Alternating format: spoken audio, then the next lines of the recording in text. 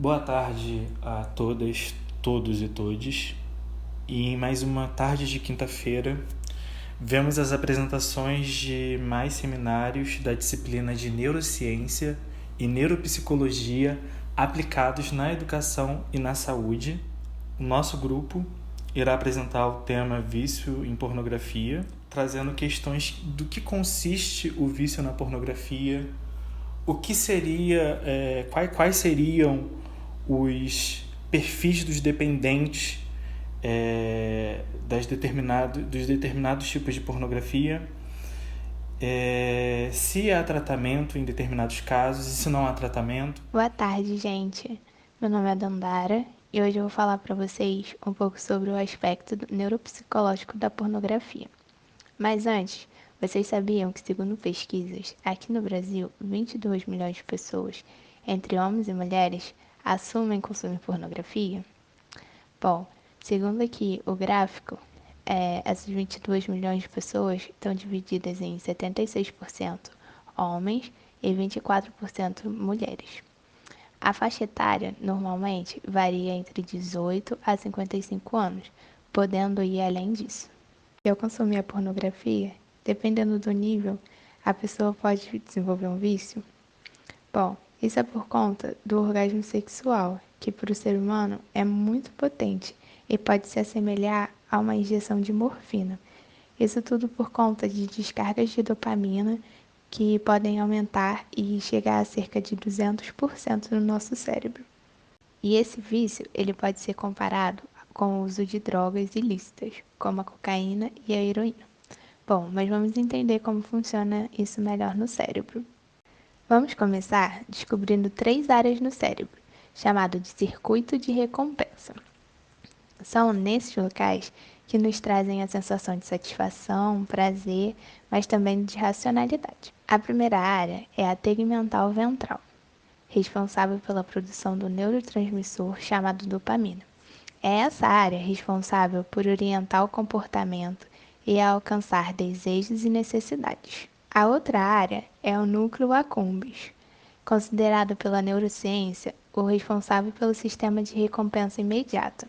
Sabe aquela guloseima que a gente come depois do almoço e logo vem uma sensação boa? Então, é essa área do cérebro que está sendo acionada. E por último, mas não menos importante, temos o córtex pré-frontal, que está localizado na parte da frente do cérebro. Ele é o responsável pelo planejamento e pela execução. Vocês recordam das funções executivas? Então, é nessa região do cérebro que acionamos quando usamos a nossa racionalidade. E é por meio dele que se concentra a nossa capacidade de discernir e de como vamos reagir a estímulos imediatos. E com isso, ele começa a inibir receptores químicos, que mesmo com grande concentração de dopamina, a sensação é de que há necessidade de mais e mais. E é aí que começamos a identificar o vício. Sou Rosane e vou mostrar para vocês alguns efeitos do vício em pornografia, tanto no cérebro quanto nas relações humanas. O vício diminui o funcionamento e metabolismo do lobo frontal. É uma das principais mudanças cerebrais causadas por um processo de dependência. A excitação fora de controle acarreta neurotransmissora excessiva de certos neurônios, afetando as funções físicas e psicológicas, incluindo a frequência cardíaca, sono, humor, apetite, diminui o corpo estríado do sistema límbico. Esse sistema é responsável pelas emoções e pelo comportamento social. A pessoa viciada procrastina, deixa tudo para depois. Tem perda de motivação e de força de vontade. Os sentimentos são constantes de vergonha e de culpabilidade. Pode sofrer depressão, pensamentos suicidas induzidos pelo vício, baixa autoestima. Ela pode ter transtorno obsessivo compulsivo homossexual, um medo de ser atraída por uma pessoa do mesmo sexo. Objetivação do sexo oposto.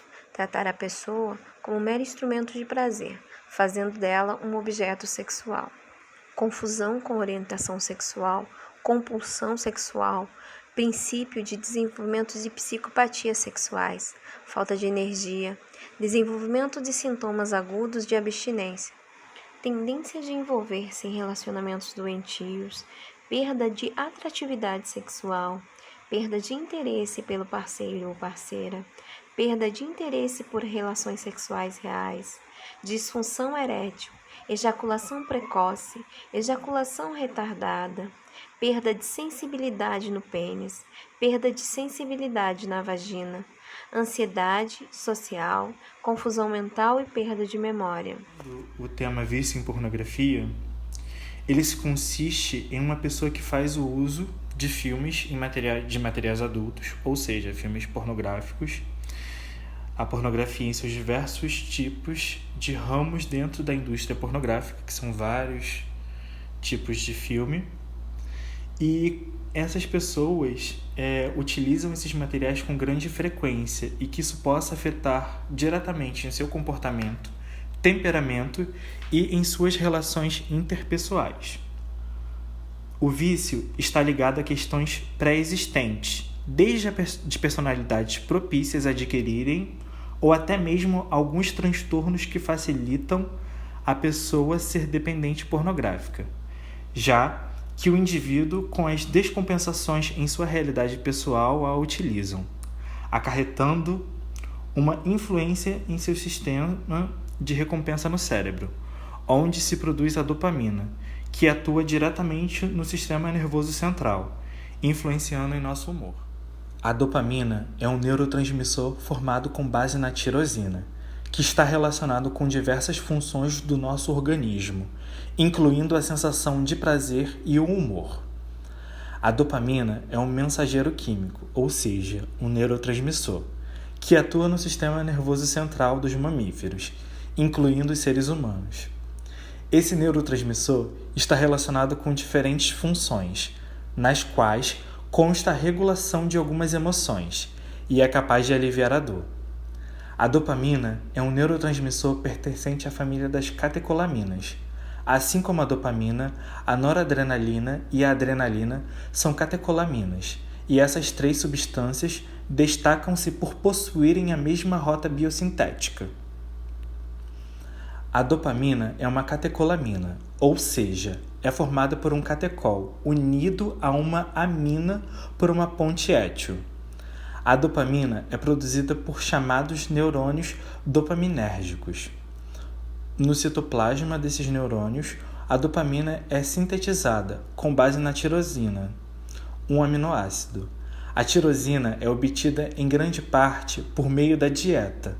Entretanto, uma porção é produzida no fígado.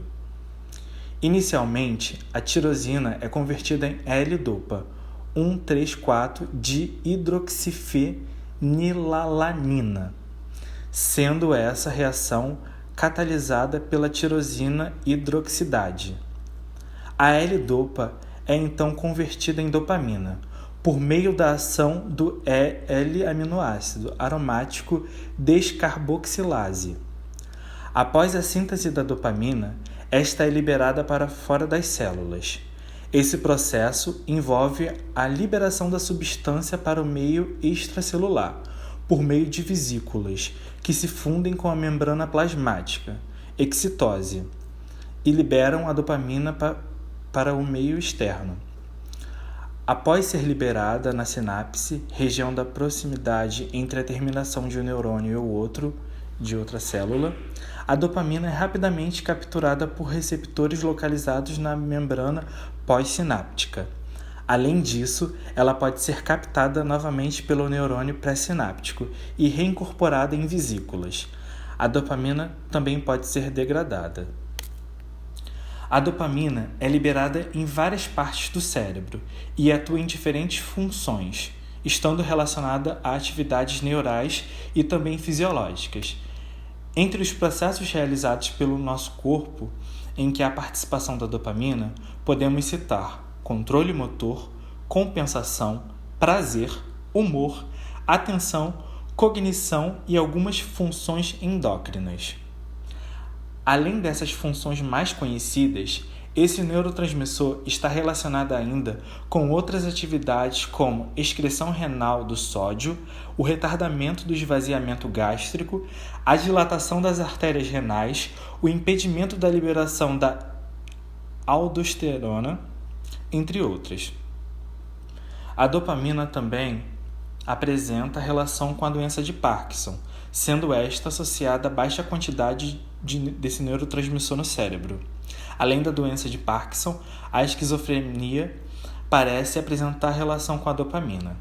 A hipótese da dopamina para o desenvolvimento desse transtorno indica que a esquizofrenia pode ser causada por níveis elevados ou desregulados de dopamina. A dopamina é um neurotransmissor relacionado a alguns problemas de saúde, como a esquizofrenia, Parkinson e o vício à pornografia, dentre outros transtornos.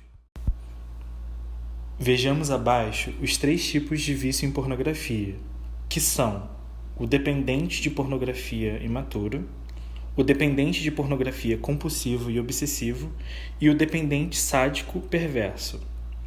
Primeiramente, o dependente de pornografia imaturo é aquele que depende de materiais pornográficos que buscam constantemente o prazer por estímulos fáceis. Geralmente, são pessoas imaturas e que são propensas a não terem muitas responsabilidades. São compulsivas, ou seja, não têm um controle em muitos campos de sua vida. O viciado em pornografia imaturo geralmente inicia este processo na adolescência. Estatísticas apontam que cerca de 30 a 40% dos adolescentes masculinos são viciados em pornografia. As adolescentes femininas são em um número menor, pois temos conjunturas sociais que negam a sua sexualidade e acarretam em que muitas não conheçam esse universo pornográfico. Ou seja, o machismo e a misoginia, eles acabam influenciando até no perfil do viciado dependente de pornografia. Porém, dando continuidade, geralmente também se inicia na adolescência e dá continuidade na juventude, a início da vida adulta. E se não haver uma mudança de hábitos, pode se tornar um adulto problemático, atrapalhando nas relações interpessoais. Se torna um adulto ocioso, desorganizado e desmotivado em seus objetivos de vida, além de serem propensos a adquirirem outros vícios, como em comprar compulsoriamente e de serem dependentes de drogas lícitas e ilícitas. Porém, pode ser cortado esse vício desde cedo. Há grandes chances de que se o vença, por vontade própria. Se não conseguir, pode procurar iniciar terapia com profissionais preparados da área. Logo em seguida, vemos o dependente de pornografia compulsivo obsessivo, que é um dependente que traz muitas questões intrapessoais, que acarretam em uma personalidade cheia de angústias, de uma gama enorme sobre o controle do material que irá consumir, controlando assim até os horários que será visualizado. A pornografia acaba que está no controle desse indivíduo.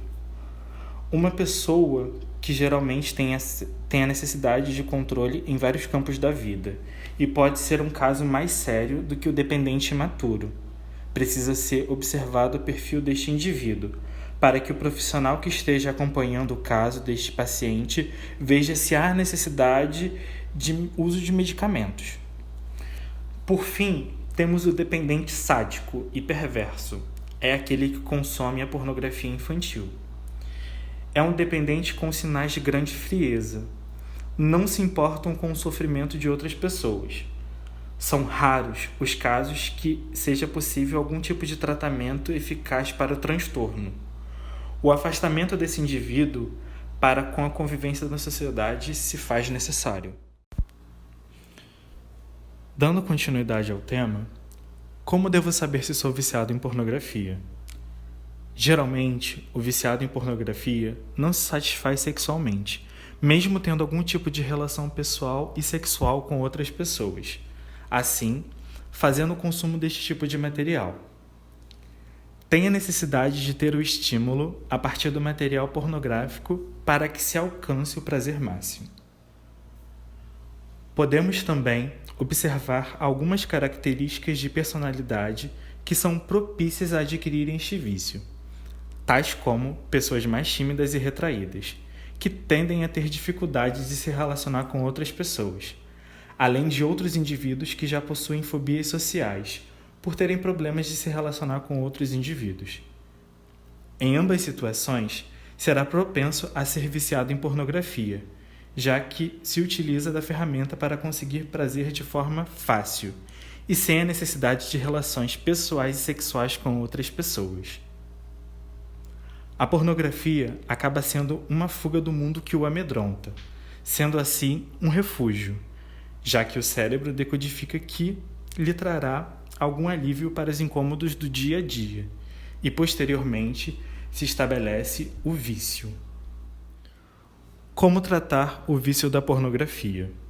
Então, existem alguns hábitos que possam ser iniciados, acrescentados ou modificados para evitar a necessidade da utilização da pornografia, tais como exercícios físicos frequentes, meditação para manter a mente sadia, diminuir a frequência de uso de mídias tecnológicas, tais como celulares, computadores e TV, por exemplo, que nos bombardeiam de notícias cotidianamente e podem influenciar em nossos estímulos cerebrais, acarretando numa mudança de comportamentos e sentimentos pessoais, tais como o medo e a ansiedade. Lembrando que a ansiedade pode trazer o vício, então é sempre bom manter a mente sadia. Caso a pessoa saiba que seja viciada em pornografia e isso influencia diretamente em sua vida pessoal, ela, além dos passos acima, deve seguir os seguintes. Primeiramente, ela deve reconhecer o vício e depois querer se livrar dele, por vontade própria, de início, né? Por meio de abstinência da utilização desse material. Caso não consiga se livrar sozinho, que é completamente normal, pois os vícios são difíceis de serem controlados e combatidos, procurar ajuda com profissionais da área preparados para trabalhar estas demandas, como psicólogos e, se houver a necessidade, de psiquiatras. Em casos mais complexos e graves, será necessário a utilização de medicamentos ansiolíticos, medicamentos antidepressivos, até que os níveis de dopamina no cérebro estejam regularizados. No caso do dependente sádico perverso, por ele ser um paciente que não sente empatia com os outros indivíduos em suas dores, não será um paciente que reconhecerá o seu vício. Logo, será observado por algum outro indivíduo, ou principalmente profissionais que perceberão o vício. Raramente haverá uma possibilidade de tratamento eficaz para esse caso, sendo mais indicado a reclusão social. Vamos passar então a analisar o pedófilo sob o olhar da neurociência. A pedofilia e o crime de abuso sexual de crianças afigura-se como uma problemática cada vez mais preocupante na nossa sociedade. Nesse sentido, procuramos descodificar as relações entre o cérebro e os processos cognitivos, emocionais e de comportamento, associando a violência aos déficits neuropsiquiátricos. Jamais poderei entender o desejo erótico e libidinoso que um pedófilo pode sentir por uma criança. O termo pedófilo se refere à pessoa que sente atração sexual por crianças.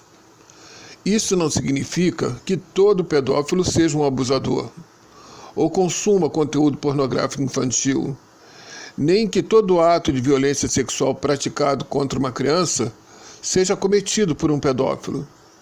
De fato, há na literatura científica registro de pedófilos que buscaram tratamento para conter sua libido sem terem praticado nenhum crime.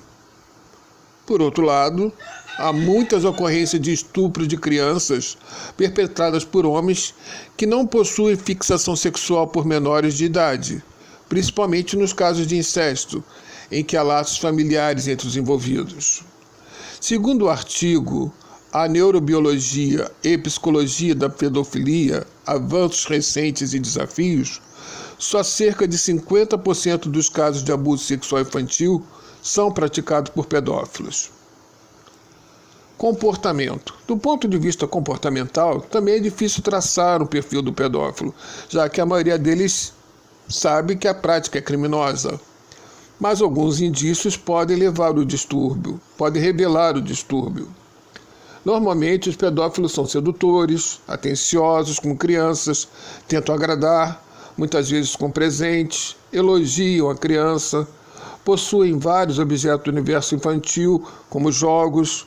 Eles costumam pedir à criança para guardar segredos sobre suas ações e pedem para a criança fazer carinho nas partes íntimas, tirar foto com pouca ou nenhuma roupa ou usar roupas sensuais, revela o psicólogo Gustavo Teixeira, coordenador da pós-graduação em terapia analítica comportamental do Centro Universitário UNA. The Neurobiology and Psychology of Pedophilia, Recent Advances and Challenges. A neurobiologia e a psicologia da pedofilia, avanços e desafios recentes. Estudos recentes encontram diferenças entre a estrutura cerebral de pedófilos e de não pedófilos. Alguns deles demonstram que pedófilos possuem menos massa cinzenta em diversas áreas do cérebro, como o córtex cerebral bilateral, órbito frontal. A pedofilia é definida como uma perversão sexual caracterizada pela atração sexual em curso por crianças pré-púberes. Na nova definição da DSM-5, quinta versão do Diagnostic and Statistical Manual of Mental Disorders, DSM, publicada pela American Psychiatry Association, APA, a pedofilia é categorizada através da diferenciação entre a preferência sexual por crianças pré-púberes, isto é, pedofilia, e a desordem em caso de fatores adicionais, tais como sofrimento e prejuízo significativo por fantasias ou atitudes no nível comportamental, incluindo o consumo de pornografia infantil e ou cometer crimes de abuso infantil. Pesquisas sobre a etiologia da pedofilia sugerem a ideia de um fenômeno complexo e multifatorial, em que as influências da genética, de eventos estressantes, de processos específicos de aprendizagem, bem como de perturbações na integridade estrutural do cérebro, podem gerar este fenótipo específico de uma preferência sexual. Os autores apontam 3 principais teorias neurobiológicas para a pedofilia. A primeira é a teoria do lobo frontal, que refere-se ao córtex órbito-frontal e dorso lateral do córtex pré-frontal, que apresentam diferenças entre os lados esquerdo e direito e que são frequentemente vistas em homens pedófilos. Já que o córtex órbito-frontal é responsável pelo controle na inibição do comportamento sexual, as diferenças de volume ou disfunção nessas áreas poderiam explicar o distúrbio de comportamento sexual relacionado com pedofilia.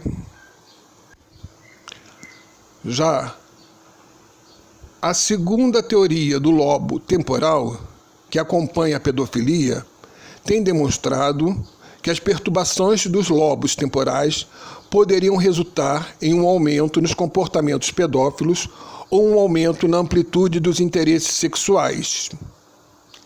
A terceira teoria neurobiológica afirma que as diferenças nas estruturas cerebrais de dimorfismo sexual são afetadas pela masculinização do cérebro, que influenciaria mais fortemente o desenvolvimento pedófilo.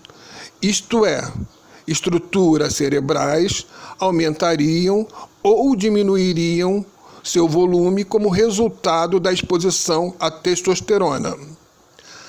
Atualmente, a pedofilia é muitas vezes vista como uma interação entre os fatores de desenvolvimento neurológico e o ambiente uterino. Neste quadro branco, podemos ver vários fatores que são responsáveis pela formação da pedofilia, tais como exposição pré-natal a andrógeno, hereditariedade, eventos da vida, desequilíbrio do neurotransmissor, alterações nas funções cerebrais, alterações na estrutura do cérebro. No quadro azul, podemos ver as consequências da pedofilia e ofensas sexuais sobre a inteligência, habilidade natural e função pré-frontal. Vemos que molestadores, pedófilos e não pedófilos apresentam o QI geralmente inferior, maior frequência de canhotos, níveis mais baixos de desempenho acadêmico e baixa capacidade do trabalho. Também, um acentuado déficit cognitivo específico pode ser notado nos molestadores pedófilos de criança. Eles apresentam fluência verbal da palavra, memória de trabalho verbal e espacial, reconhecimento de emoções e empatia, atenção e funcionamento executivo. Uma pesquisa em Yale mostrou que pedófilos apresentam um QI diferente, possivelmente apresentam um baixo quociente de inteligência, que sugere uma ligação com o desenvolvimento cerebral. Pedófilo também tem 3 vezes mais chances de serem canhotos. The Neurobiology and Psychology of Pedophilia, Recent Advance and Challenge. A neurobiologia e a psicologia da pedofilia. Avanços e desafios recentes. Estudos recentes encontraram diferenças entre a estrutura cerebral de pedófilos e a de não pedófilos. Alguns deles demonstraram que os pedófilos possuem menos massa cinzenta em diversas áreas do cérebro, como o córtex bilateral órbito-frontal, região responsável pela tomada de decisões e envolvida nos processos de inibição sexual, na ínsula, região que controla as emoções, no córtex cingulado, região ligada à identificação dos erros. A pesquisadora alemã Gillian Tannberger, uma das autoras do artigo publicado em julho de 2015, aponta 3 hipóteses sobre o ponto de vista neurológico.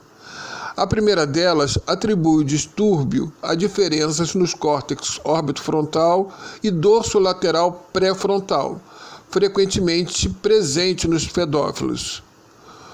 Como o córtex órbito-frontal é responsável pelo controle do comportamento, e especialmente a inibição do comportamento sexual, diferenças de volume ou disfunções nessa área poderiam explicar a pedofilia, explica a pesquisadora. Dando continuidade ao artigo A Neurobiologia e a Psicologia da Pedofilia, Avanços e Desafios Recentes, uma segunda teoria aposta em lesões nos lobos temporais dos pacientes com distúrbio, que podem aumentar os comportamentos pedófilos ou elevar a amplitude de desvio nos interesses sexuais. A terceira teoria aponta que diferenças na formação cerebral masculina, ainda na fase intrauterina do indivíduo, são as responsáveis pelo desenvolvimento da pedofilia na vida adulta. As pesquisas que levaram à teoria, contudo, não deram conta de explicar quais diferenças seriam essas. Ao longo dos anos, alguns pesquisadores tentaram comprovar que as alterações morfofisiológicas neuroanatômicas são responsáveis pelo surgimento da pedofilia, utilizando os exames avançados como ressonância magnética. Em 2007, no Canadá, os pesquisadores conseguiram comprovar que pedófilos apresentam menos quantidade da chamada substância branca, responsável por fazer as ligações internas entre as diferentes partes do cérebro envolvidas na excitação sexual. Em 2009, pesquisadores portugueses aplicaram provas neuroanatômicas, ressonância magnética e neuropsicológica a 13 abusadores e conseguiram comprovar que, além dos transtornos e distúrbios de comportamento, eles também apresentavam atrofia órbito-medial frontal, atrofia dorso-lateral frontal bilateral, atrofia pré-frontal generalizada e um caso de alterações significativas do corpo caloso. Enfim, podendo relacionar cérebro e mente no comportamento dos crimes sexuais de pedofilia. Em 2012, pesquisadores alemães conseguiram confirmar que é possível descobrir se um homem é pedófilo através do exame de cérebro. Utilizando-se da ressonância magnética, eles confrontaram um grupo de 24 homens que se sentiam atraídos por criança com outro grupo de indivíduos saudáveis que se sentiam atraídos por homens e mulheres. Após estímulos sexuais, foi observando alterações nos grupos de pedófilos que têm interesse por crianças. Desta forma, os pesquisadores encontraram diferenças na anatomia cerebral dos que se sentem atraídos por menores. Pedofilia, transtorno de pedofilia. Como é que se dá o diagnóstico? Normalmente, através da avaliação de um médico com base em critérios específicos. O médico diagnostica a presença da pedofilia quando a pessoa tem repetidamente fantasias, desejos ou comportamentos que causam intensa excitação sexual envolvendo uma criança ou crianças com 13 anos ou menos.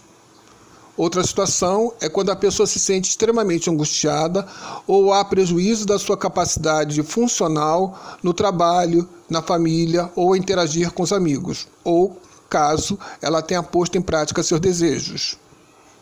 Outra situação é a pessoa que tem 16 anos ou mais, ou tem 5 anos a mais que a criança, que é objeto das suas fantasias ou comportamento. Uma exceção é o adolescente mais velho que tem um relacionamento contínuo com uma criança de 12 ou 13 anos de idade.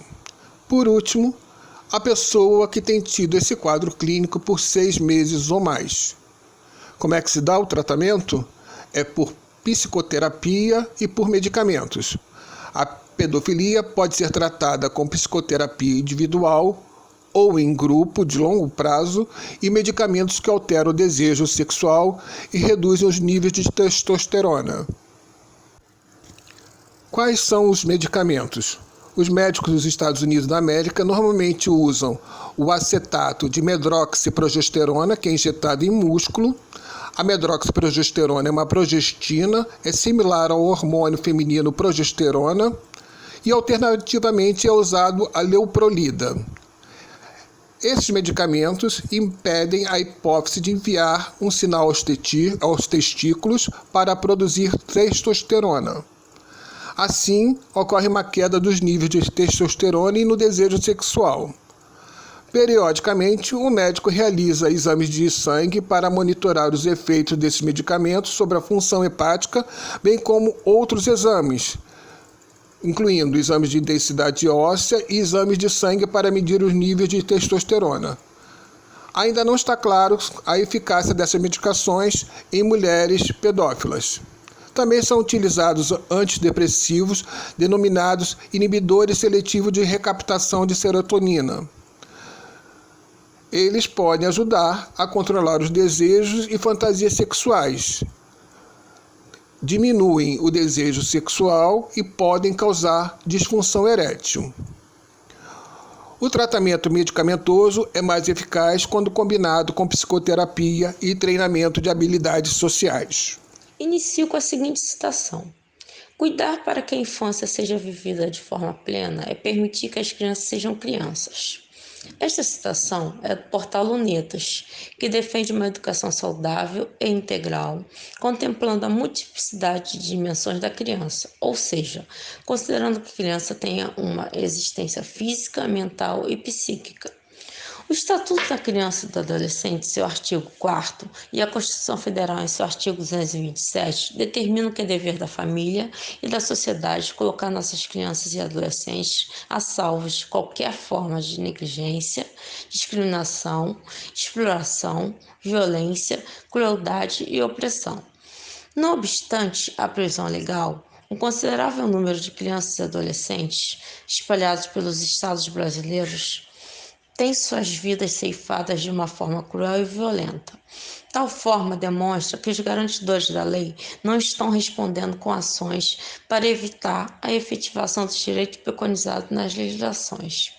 Dito isto, segundo a definição do dicionário Aurélio, erotização é a ação do resultado de erotizar, provocar sensações eróticas em alguém ou em si mesmo, ou seja, sentir excitação. Deste modo, podem ser englobados como processo de erotização tanto uma peça publicitária que expõe o corpo da criança de forma sexualizada, quanto o abuso consumado. Assim, erotização infantil para a criança, à medida que atravessa seu processo natural de desenvolvimento e a expõe a experiência com as quais não está preparada para lidar ou mesmo se defender, traz consequências psíquicas graves no seu crescimento biológico. Em entrevista ainda ao portal Lunetas, o psicanalista Christian Ducay aponta que estamos vivendo um tempo difícil em relação à educação dos filhos, porque frequentemente ocupa um lugar de fragilidade no imaginário dos adultos, em que qualquer inimigo é visto como ameaça à sua proteção, independente da posição política, psíquica ou social. Temas como a violência sexual contra criança e adolescente vêm recorrentemente buscando na psicologia e outras ciências humanas explicações e formas de tal enfrentamento a tal problemática. Nesse sentido, falar sobre pornografia infantil intenciona refletir acerca da construção da exploração sexual de criança e adolescente e dos elementos que transversalizam esse conceito, partindo do entendimento de que esse exercício se firma como uma colaboração ao efetivo enfrentamento desse tipo de violação de direitos humanos.